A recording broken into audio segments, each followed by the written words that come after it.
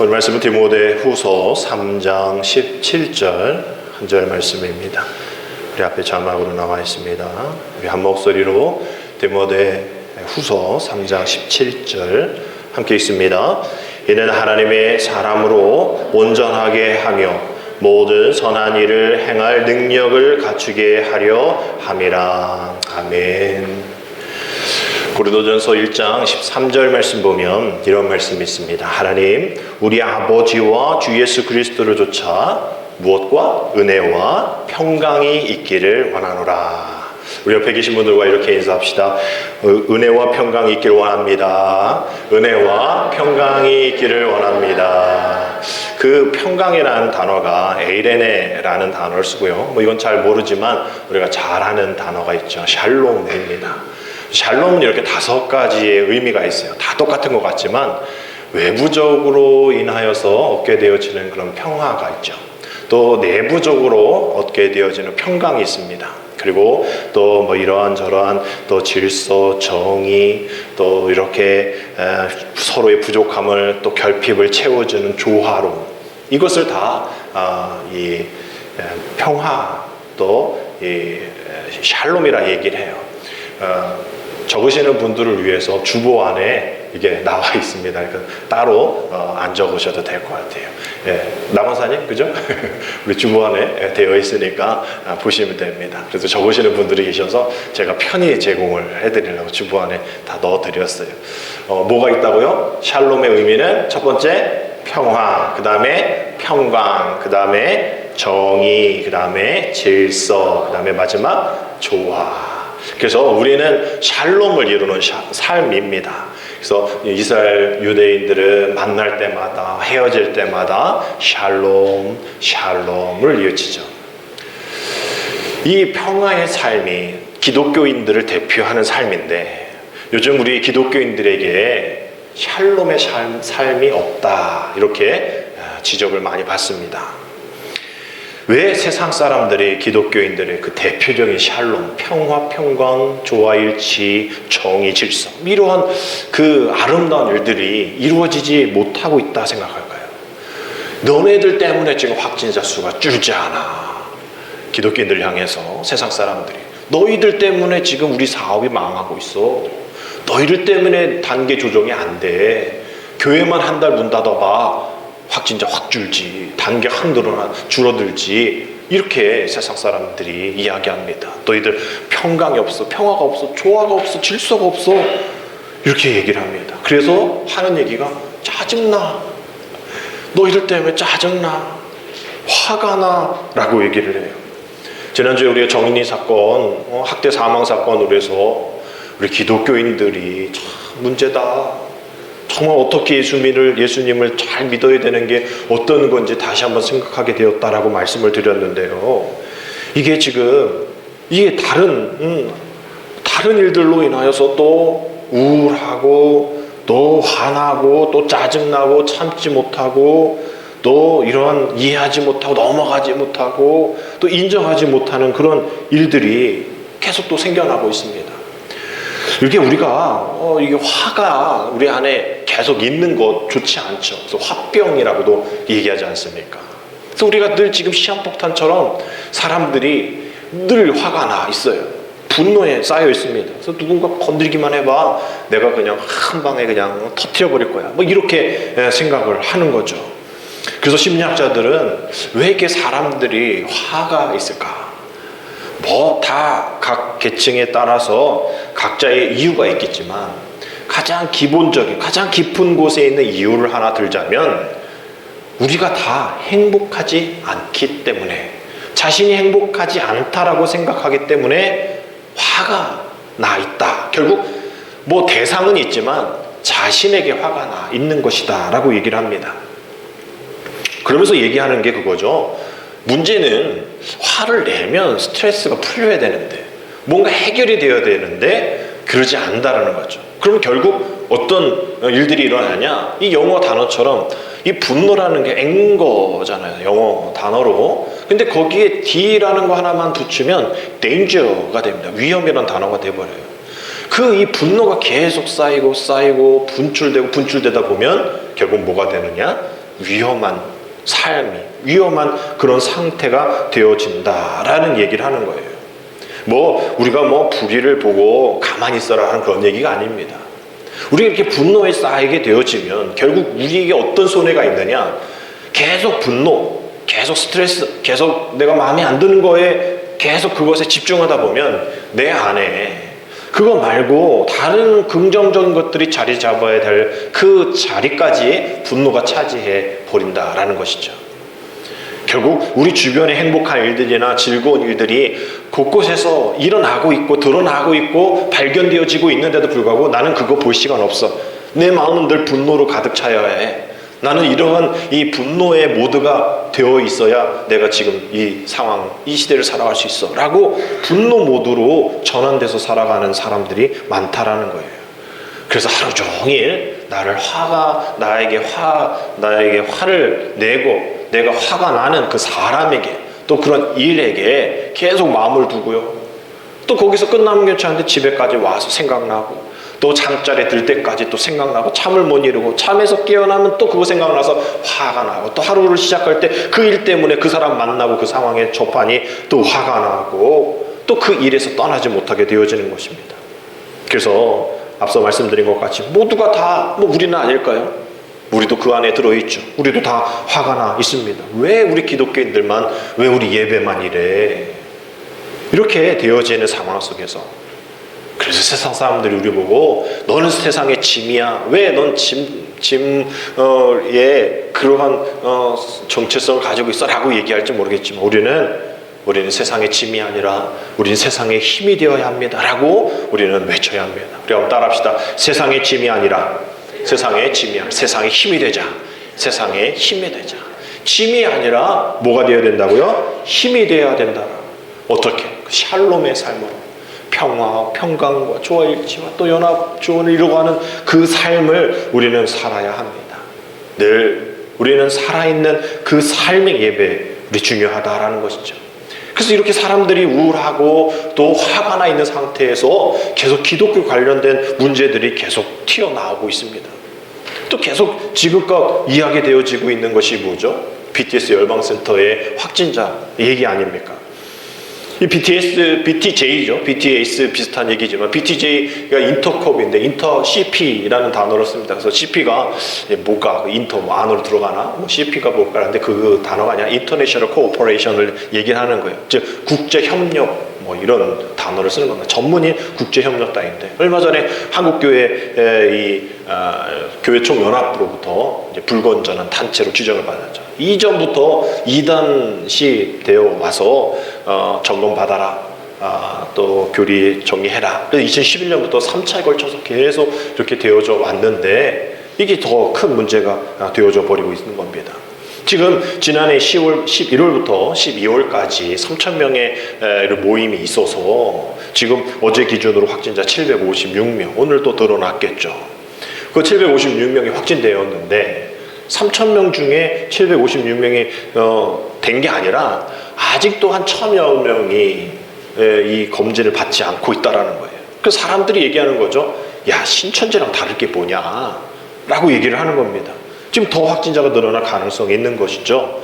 그러면서 인터컵이 신천지 때보다도 더 협조하지 않는다. 더 못한 처신을 하고 있다라고 얘기를 합니다. 지금 우리 한국교회가 얼마나 애쓰고 있습니까? 또 정부가 얼마나 노력하고 있어요.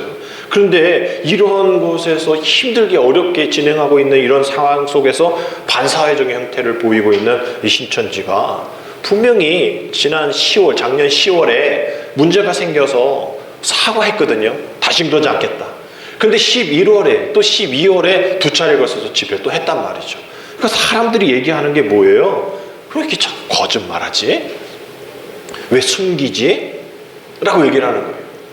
그러면서 교회 인터컵을 이전부터 알고 있는 사람들은 그럴 줄 알았어.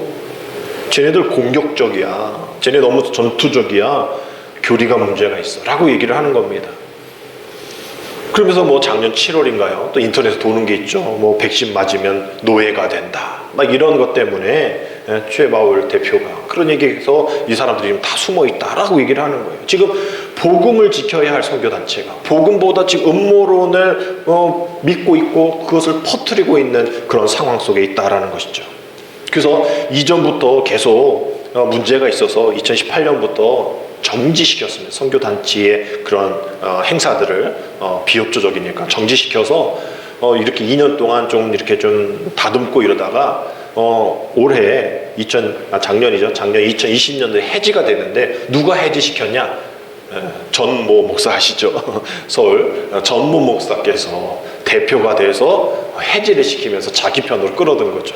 그 당시 다른 교단들 다 탈퇴했던 그때 말이죠. 그래서 그 최발 목사가 집회할 때 작년에도 전모 목사가 가가지고 집회하고 또 뭐 당신의 나름대로의 또 논리를 또 막 설교하고 이랬던 적이 있어요.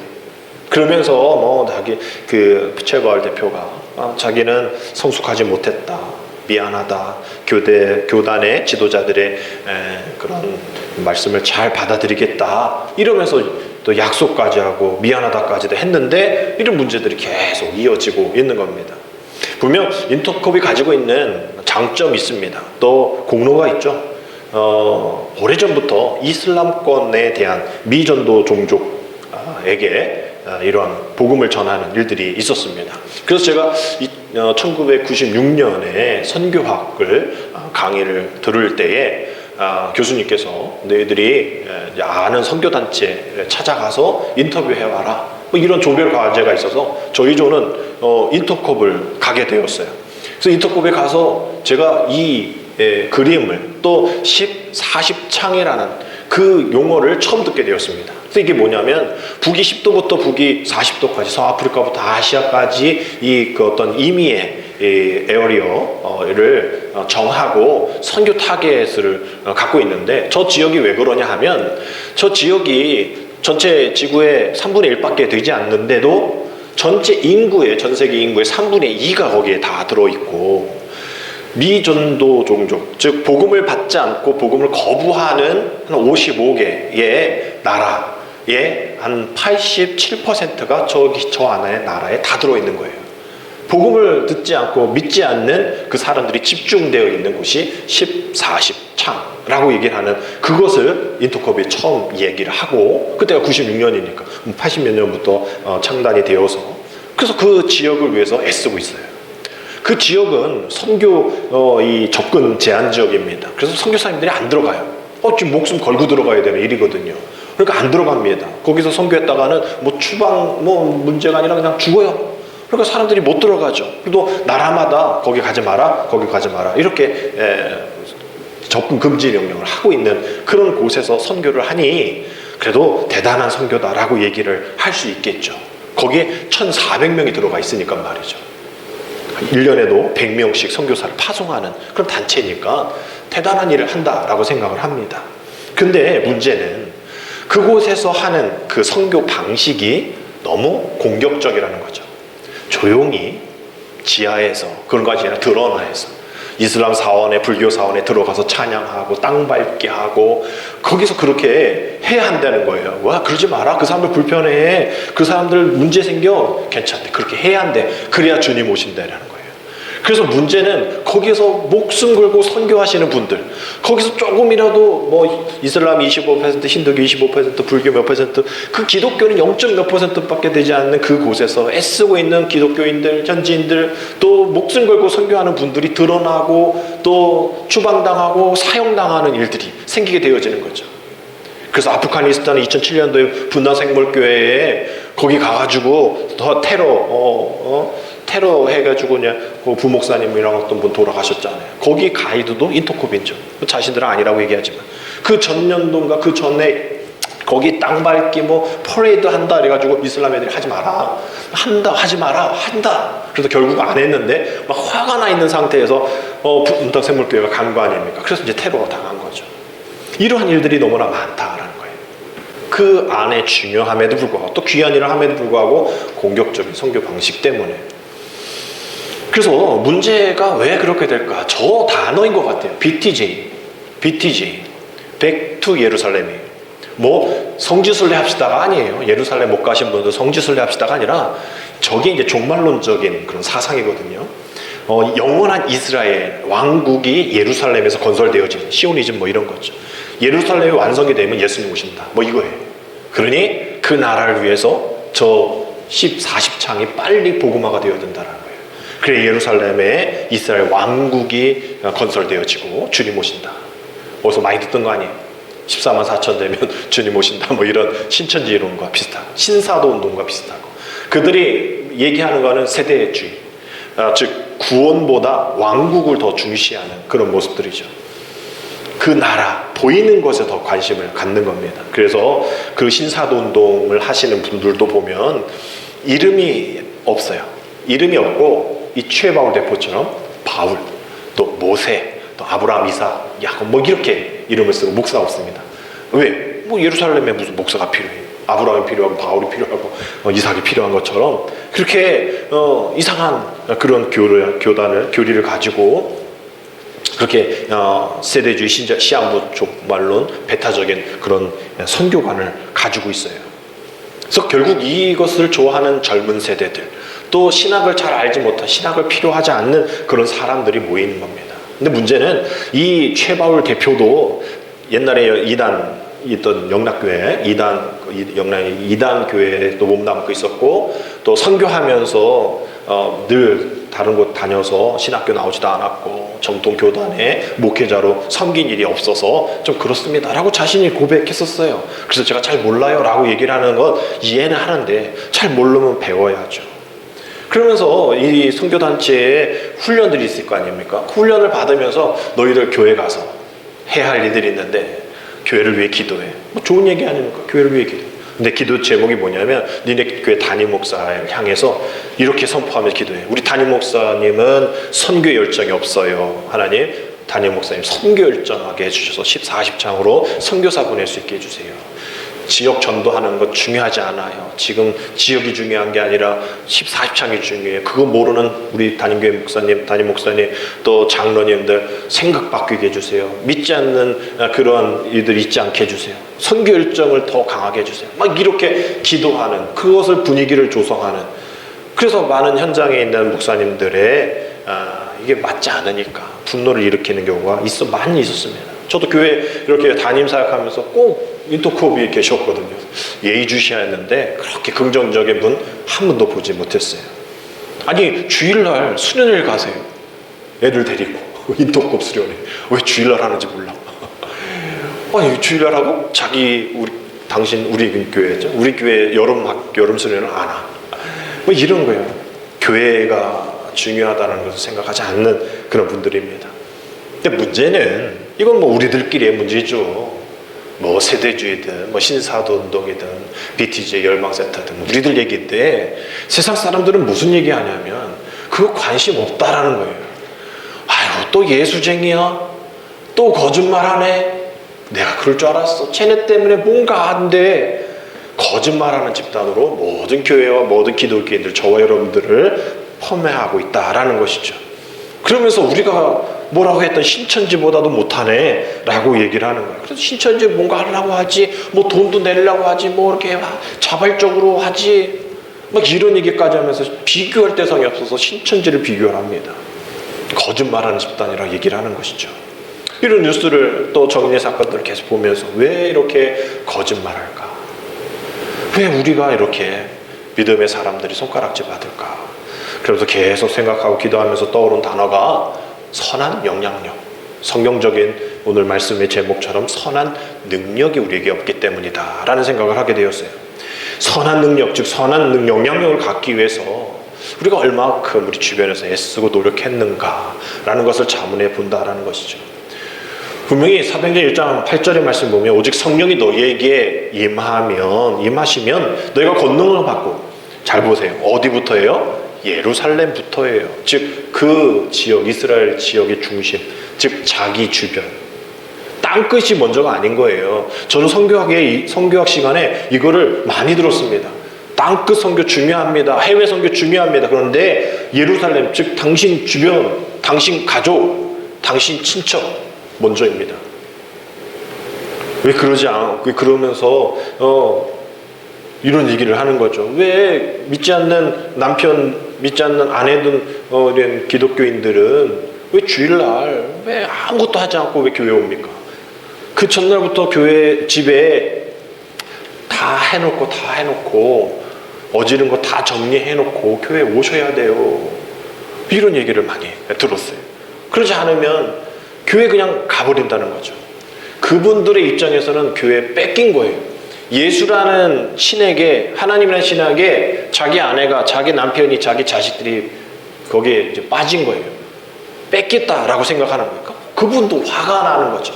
그러니 예루살렘부터, 즉 주변부터 전도는 전도지만 삶의 모습들, 삶의 예배가 잘 되어진다. 싸우지도 말고, 예배 오기 전에 싸우지도 말고 잘 섬기고 선한 영향력을 끼치면서 예배 나올 수 있도록, 이것도 않고 저것도 안 하면서 그냥 예배만 가겠다고 하는 이런 상황 속에서는 예루살렘이 시작이 안 된다는 거예요. 그래서 주변을 잘 살펴야 된다는 걸 얘기를 하는 겁니다. 그래서 뉴스에 보니까 이 최영아라는 그 의사분의 인터뷰가 있는 것을 봤어요. 서울 시립 서북병원이라는 게 있는데, 이 서북병원은 노숙자들 또 어떤 장애인들이 많이 오는, 집중 치료하는 그런 곳이라고 합니다. 근데 이분은 20년 동안 노숙인 치료를 했는데, 거기 그 병동에 코로나19 그 병동이 생긴 거예요. 남들은 다 안 가려고 그러죠. 거기 가면 노숙인들, 장애인들 해야 되는데, 일반인들도 힘든데 장애인들, 노숙인도 하려니까 어려운. 근데 이 최영아라는 의사분은 그냥 자원을 내서 간 겁니다. 그래서 코로나19 노숙자들 또 장애인들을 이렇게 좀 보니까 조금 이상한 게 있더래요. 코로나에 잘 안 걸린다는 거예요. 일반 사람들은 막 병동 없을 정도로 막 사람 모자랄 정도로 막 그러는데 자기 병동에는 그렇게 코로나 확진자가 안 생긴다는 거예요. 궁금하게 생각해봤던 거죠. 당신들 20년 동안 노숙인 치료하면서 이게 이 전염병은 이 취약한 게 이분들인데, 노숙인들이고, 전염병은 노숙인들 뭐 이런 연약한 의료 혜택 받지 못하는 사람들이 걸리는, 그런 취약계층들이 걸리는 게 십상인데 이 코로나19는 잘 안 걸린다는 거예요. 그래서 한번 잘 살펴봤더니 이 코로나19는 이런 분들, 주로 혼자 밥을 먹고 아무도 다가와 주지 않고 밖에 나가지도 않고 매끼 밖에서 사 먹지도 못하는 그런 사람들에게는 안 걸린다는 거예요. 오히려 왜 대외적으로 활동이 많은 사람들, 또 많은 사람을 만나는 사람들, 권력이 있는 사람들, 또 건강한 사람들이 걸린다는 거죠.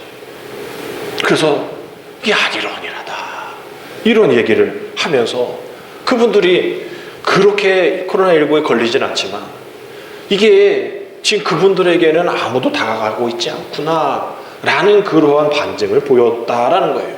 그래서 만약 인터컵이 그 11월 12월 3,000명 모여서 주여 주여 14십창 거기에 하나님의 은혜가 있게 하옵소서 라고 기도하는 것도 중요하지만, 만약에 정말 이 인터컵이 그러한 노숙자들에게 다가가고 더 섬기고 더 어렵고 소외받은 이들을 찾아가고 거리두기 하면서 말이죠, 그런 일을 했다면 분명 시선은 달라졌으리라 생각해요. 저렇게 해외의 어려운 일들을 감당하는 이들이 국내에서도 이렇게 잘 감당하는구나 였다면 분명 그런 인터컵을 바라보는 시선 달라졌으리라 생각합니다. 또 그리고 또 상황이 도와지면 14십창으로 가면 되어지는 것이죠. 나라의 어떤 그런 경고들을 잘 받아들이면서 말이죠. 근데 이렇게 계속 세상에 욕을 먹는 일들이 우리에게 계속 생겨지게 됩니다. 그래서 우리가 이럴 때 필요한 것이 이 샬롬을 이루어가는 삶, 즉 선한 영향력, 선한 능력을 원하는 삶이 아닌가라는 생각을 하게 되면서, 새해에 또 송구영신 때 다른 교회들 보니까 많은 이 교회들이 선한 능력이라는 이 찬양을 하더라고요. 우리가 뭐 다 아는 찬양이죠. 그 찬양의 이 가사 내용은 뭡니까? 하나님이 선한 능력으로 우리와 함께 계셔요. 우리의 마음이 괴롭고 힘들어 있는 그 많은 무거운 짐들, 그렇게 우리를 누르고 우리를 두렵게 우리를 둘러싸고 있지만 그 하나님의 구원하심이, 하나님의 그 선한 영향력이, 그 선한 능력이 우리와 함께 하십니다 라는 그런 고백이잖아요. 그 찬양 이렇게 하지 않습니까? 그 선한 힘에 고요히 감싸여 그 놀라운 평화를 누리며 나 그대들과 함께 걸어가네, 나 그대들과 한 해를 여네. 우리 후렴 같이 할까요? 그 선한 힘이 우릴 감싸시니 믿음으로 일어날 일 기대하네. 주 언제나 우리와 함께 계셔. 하루 또 하루가 늘 새로. 여러분, 지금 이 고백이 늘 주님이 우리 나와 함께 하셔서 하루하루가 새롭다라고 고백하는데, 이 디트리트 보네퍼가 있지 시잖아요. 다른 독일 음악가가 가서 그 음을 만든 거지만, 지금 이 히틀러를 반역했다라고 감옥에 갇혀서 내일 모레 죽을 사람이 지금 진시입니다. 시편 25편에 있는 말씀과 같이 여호와 나의 목자신 내게 부족함이 없다라고 고백한 다윗이 당신의 아들 압살롬에게 지금 쫓겨나가는 그런 상황 속에 여호와 나의 목자신 내게 부족함이 없다라고 고백하는 그런 고백과 비슷한 거예요. 아니, 지금 내일 모레 죽을 사람이, 감옥에 들어가 있는 사람이 주 언제 나와 함께 하셔서 하루하루가 늘 새롭대요. 아니, 내일 모레 죽을 사람, 지금 뭐 트럼프도 지금 며칠 안 남았는데 지금 사형 집행 막 하고 있잖아요. 새로운 바이든은 사형 집행 안 할 거다라고 했는데 지금 이 대통령 왔다 갔다 하는 사이에 지금 사형이 계속 이루어지고 있어요. 얼마나 그 사람들 두려울까요? 지금 이러한 사형의 상황 속에 있는 그런 상황 속에서 하루하루 늘 새롭다라고 고백하고 있는 우리와 다른 하루겠죠. 오늘 17일, 18일, 19일 그런 하루가 아니겠죠. 주님 만날 그날의 하루겠죠. 비록 어렵고 힘들어도 나를 감싸고 있는 것은 나의 선한 능력, 선한 하나님 주시는 힘이다라는 그런 고백들. 정말 이 시대에 적절하고 중요한 개념이 선한 능력, 선한 힘이 아닌가 생각하게 됩니다. 분명 우리는 신천지, 또 인터컵 뭐 이런 것에 우리는 분노도 내고 또 우리는 부끄러워도 해야 되죠. 왜 저럴까? 또 뭐 선교 또 나갔잖아요. 근데 공항에서 막 기자들이 어디 가십니까? 선교 가시는 거 아닙니까? 그랬더니 분명 선교 간다고 막 지인들에게 막 문자 보내고 이러는데 불구하고 나 그냥 여행 간다. 또 거짓말하는 게 나오잖아요. 부끄럽죠. 근데 우리가 부끄러워하지 말아야 될 것 하나 있죠. 뭐죠? 복음에 대해서 부끄러워하지 말아야 됩니다. 우리 같이 읽겠습니다. 내가 복음을 부끄러워하지 아니하노니 이 복음은 모든 믿는 자에게 구원을 주시는 하나님의 능력이 됨이라. 아멘. 누가 얘기한 거예요? 최바울이 아니라 사도 바울이 얘기한 거예요. 진정한 바울 선생님이 얘기한 거예요. 바울 사도가 얘기하는 로마서 1장 16절의 말씀. 난 다른 거 부끄러워. 다른 거 부끄러워. 그러나 나는 복음만은 부끄러워하지 않을 거야 라는 이야기. 과연 우리가 어떻게 선교를 해야 될까? 어떻게 살아가야 될까? 다른 게 아니죠. 늘 말씀드린 것처럼 내 존재, 내 됨됨이로 그 사역이 감당되어지고 우리 자체, 우리의 삶의 모습으로 하나님이 기뻐하신다라는 거예요. 그래서 우리의 삶이 전도지고 우리의 삶이 선한 영향력이고 우리의 삶의 선교의 내용이고 전도가 되어지고 하나님의 영광이 되어져야 하는 것. 멀리 40창에서 어떻게 한다 사람들은 몰라요. 저도 몰랐으니까.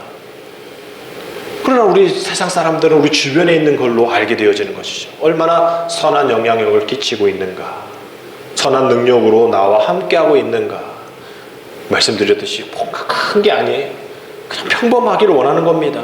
말썽만 안 기르면 된다라는 그러한 가장 기본적인 요구도 듣지 않는 천투적이고 그러한 공격적인 선교 방식들. 모로 가도 서울만 가면 된다라는 것, 주님이 과연 원하실까? 그렇다면 주님도 그러셨겠죠. 제자 왜 필요해요? 그냥 십자가에, 십자가도 왜 필요할까요? 그냥 구원만 하면 되는데. 예수님까지 필요했을까요? 그냥 주님, 하나님만 나타나셔서 죽일 애들 다 죽이고 살릴 애들 살리고 이러면 될 걸 왜 과정을 중요히 여기지 않았을까요? 사람들은 중요한 과정들이 있다라는 거죠. 오늘 말씀 다시 한번 보면 이는 하나님의 사람으로 온전하게 하여, 우리 지난주 온전에 대한 말씀, 하나님이 온전하신 것 같이 너희도 온전해야 한다. 모든 선한 일을 행할 능력을 갖추게 하려 함이라. 누가 이 선한 일을 행할 능력을 주셨을까요? 하나님이 주셨죠. 사람이 준 게 아니죠. 자신의 경험이 준 게 아니잖아요. 하나님이 주셨습니다. 하나님이 모든 선한 일을 행할 능력을 갖추도록 우리를 훈련시키는 거예요. 우리를 깨닫게 하시는 겁니다. 무엇으로요? 무엇으로? 오늘 우리가 읽지 않았지만 그 앞절에 있는 거죠. 이는이라고 되어 있잖아요. 이는 이것으로 선한 능력으로 나아갈 수 있다. 능력을 갖출 수 있다. 이는 그 뭐예요? 그 앞에 있는 그 말씀이죠. 모든 성경이죠. 말씀입니다. 모든 성경으로 모든 성경은 하나님의 감동으로 된 것으로 교훈과 책망과 바르게 함과 의로 교육하기에 유익하다라는 그런 말씀으로. 그래서 신천지도 진의 말씀, 자기 말씀으로 가지 말고, 인터컵도 자기 말씀으로, 최바울의 말씀으로 가지 말고, 성경 하나님 주신 하나님의 감동으로 된 그런 것으로 교훈 좀 받고, 잘못 가고 있다면 책망도 좀 받고, 바르게 함으로도 좀 가고, 교육할 때 의로 교육해야지, 공격적인 다른 것으로 자신의 의로 교육하면 안 된다는 거죠. 모든 유익이 있어야죠. 자기만 유익하면 안 되잖아요. 내가 좋으니까 뭐 나만 뭐 이러면 되지, 다른 사람 필요 없어, 거기 현지 선교사들 난 상관 안 해. 아니죠. 우리가 정말 이러한 하나님의 말씀으로 우리가 살아가야 한다라는 것이 정말 많은 필요 가운데 우리가 보여지고 있는 겁니다. 그래서 우리는 기도해야 돼요. 하나님, 이 선한 능력, 선한 힘 우리에게 있기를 원합니다. 또 인터컵에게도, 또 신천지에게도 온전한 말씀으로 변화되어서 많은 신천지가 터졌잖아요. 그 사람들이 다시 돌아올 수 있는 것 다른 게 없죠. 내가 다시 말씀으로 온전하기를 원합니다. 다시 교육받기를 원합니다. 이러면서 내가 선한 힘으로 이 땅을, 우리 교회를, 신천지를, 또 인터컵을 하나님 해결해 주시고 모든 선한 일을 행할 능력을 갖추어질 수 있도록 하나님 도와주옵소서. 그래서 끝이 보이지 않는, 세울 것 같지 않는 죽음 앞에 두려움 가운데 짓눌려 있는 우리의 상황 속에서도 우리의 고백은 불평이 아니라 샬롬, 늘 하루하루가 늘 새롭습니다. 고백되어지는 그 기쁨의 상황 속에 정말 새로운 한 주, 새로운 하루, 또 새로운 사건, 새로운 사람, 새로운 만남, 이 모든 것들이 다 거룩하신 하나님의 살아계신 성령님을 믿고 온전하게 선한 능력으로 살아갈 수 있는 우리 모두가 되어서 이 모든 지긋지긋한 이 모든 지적과 책망과 또 이 모든 어려움들 속에서 믿음의 사람들로 인하여서 세상에 힘이 되었다라고 고백되어지는 증거가 여기저기서 터져나올 수 있게 되어지기를 주님의 이름으로 축복합니다. 기도드립니다. 하나님, 지금 선한 일을 행할 능력이 가장 필요할 때입니다. 그래서 올바른 말씀 분별을 통하여서 하나님의 사람으로서, 예수님의 사람으로서, 성령의 사람으로서 제대로 살아갈 수 있는 우리들 되어질 수 있도록 우리 삶이, 우리의 언행이, 우리의 모든 행동이 전도지가 되어지며 선교의 내용이 되어지며 하나님의 영향력이 되어지며 선한 능력이 되어질 수 있도록 하나님, 우리에게 허락하여 주시는 그 은혜의 날, 또 우리 주변, 우리 나라 가운데 허락되어지는 하루하루가 분노와 또 스트레스로 살아가는 하루가 아니라 날마다 긍정을 바라보며 희망을 바라보며 주님이 주신 꿈을 바라보며 나아가는 새로운 하루하루가 되어질 수 있도록 오늘도 선한 능력으로 우리를 채워 주시옵소서. 예수님의 이름으로 감사하며 기도드립니다. 아멘.